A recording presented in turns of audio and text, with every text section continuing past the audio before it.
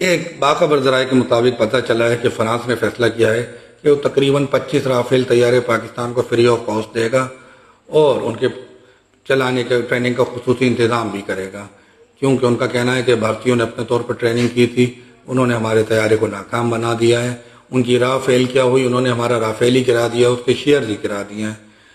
اور اگر پاکستانی پائلٹ اپنی مہارت میں اپنا لوہا منوا چکے ہیں، اگر انہوں نے رافیل کو استعمال کیا اور چلایا تو ہمارے معاملات اور ہماری رافیل کمپنی کے شیئرز اور کمپنی کے معاملات بہتر ہونے کا امکانات ہیں اور دنیا میں ہماری ساکھ دوبارہ سے بحال ہو جائے گی۔ یہ تو مزاح کی بات تھی، مگر حقیقت میں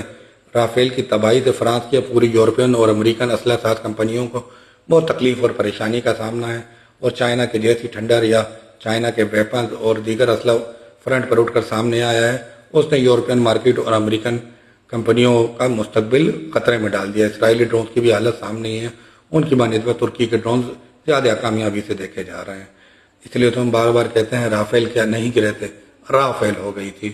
تو راہ کو اپنے معاملات پہ نظر ثانی کی ضرورت ہے۔ اسی طرح فیل ہوتی رہی تو بھارت کو فیل ہونے سے کوئی نہیں روک سکتا۔